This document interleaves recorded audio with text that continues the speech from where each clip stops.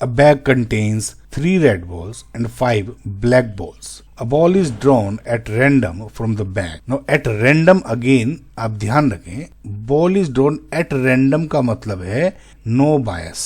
इसमें मतलब कह रहा है कि जो भी बंदा बैग में से बॉल्स निकाल रहा है उसको ये नहीं पता कि कौन से कलर पे उसकी उंगलियां हैं. What is the probability that the ball drawn is red या नॉट रेड. ओके, सो सबसे पहले इस इमेज से भी समझते हैं हमारे पास टोटल कितनी बॉल्स हैं.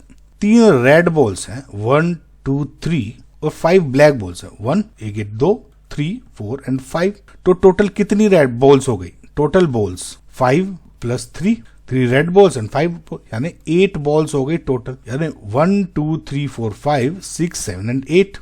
तो इसमें क्वेश्चन में आपको एक फॉर्मूला याद होना चाहिए जो बेसिक फॉर्मूला है. मतलब PE is equals to number of favourable outcomes divided by total number of outcomes. अब इसका मतलब क्या है. टोटल नंबर ऑफ आउटकम्स तो हो गए कि जैसे बॉल के हिस्से में समझो कि बैग में टोटल कितनी बॉल थी. तो ये टोटल आउटकम्स मतलब अगर मैं ये कहूं कि एक एक करके मुझे सारी बॉल निकालनी है जब तक खाली ना हो जाए तो कितने आउटकम्स होंगे. 8. पहली बार में एक आएगा, फिर दूसरी बार में दूसरा आएगा, फिर तीसरी आएगा, फिर चौथी बॉल आएगी, फिर 5वीं बॉल आएगी, 6ठी आएगी, 7वीं आएगी, लास्ट में 8वीं आएगी. फिर जब बाद दोबारा हाथ डालूंगा कुछ नहीं होगा. तो टोटल आउटकम्स कितने हैं. 1 2 3 4 5 6 7 एंड 8. ऐसे आपके आउटकम्स टोटल काउंट हो गए. यानी आउटकम्स यहाँ पे हो गए टोटल रेड बॉल्स. और नंबर ऑफ फेवरेबल आउटकम्स यानी अगर सपोज आप आंख बंद करके बैग में हाथ डाल रहे हो और आप मन में ये हो कि भगवान रेड बॉल आ जाए, रेड बॉल आ जाए, ठीक है, तो उसके फेवरेबल आउटकम्स कितनी बॉल्स हैं टोटल. 1 2 एंड 3.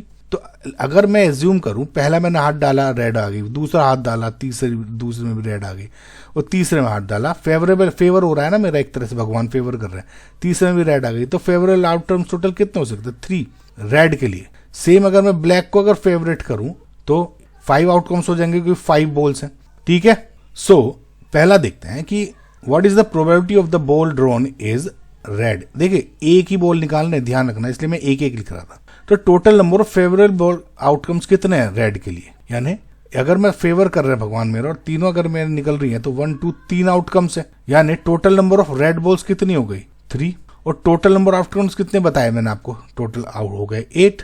तो प्रोबेबिलिटी कि अगर मैं बॉल निकालूं और वो रेड हो वो कितने होगी 3/8. और अगर मैं ये कह रहा हूं कि what is the probability that ball drawn is not red. अब देखो इसको आप 2 तरीके से सोल्व कर सकते हो. अब मैंने कहा प्रोबेबिलिटी ऑफ, अब पहला ऑप्शन तरीका बता रहा हूं. पहला है प्रोबेबिलिटी ऑफ हैपनिंग. मैं फॉर्मूला लगाऊं कि हैपनिंग एन इवेंट यानी ये रेड निकलने की प्रोबेबिलिटी और रेड ना निकलने की प्रोबेबिलिटी यानी नॉट रेड, ये हमेशा 1 होता है किसी इवेंट का होना ना होना. तो मुझे पता है कि ये रेड निकलने की प्रोबेबिलिटी 3/8 है. तो नॉट रेड निकलने की प्रोबेबिलिटी अगर मैं निकालूं तो कैसे निकालूंगी, इधर से. तो P not red equals to 1 - 3/8. यानी इसको सोल्व करके आ जाएगा आपका 5/8. ये क्या हो गया तरीका 1. ठीक है.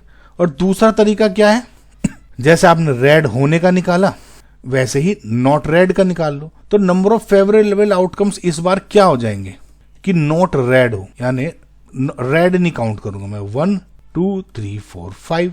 मुझे पता नहीं इसमें ब्लैक में ब्लू है, कुछ नहीं है, नॉट रेड देखना है बस. यानी रेड को हटा दूं तो 1 2 3 4 5 बॉल्स निकल रही है. 5 यानी 5 ब्लैक बॉल्स है इस केस में. इसमें नॉट रेड को आप ब्लैक भी कह सकते थे कि of ball drawn is black, but इसमें सिंपल नॉट रेड बोल दिया तो रेड को मत काउंट करो. तो कितनी बॉल्स है 1 2 3 4 5. मुझे मतलब नहीं अंदर ब्लैक है नहीं है.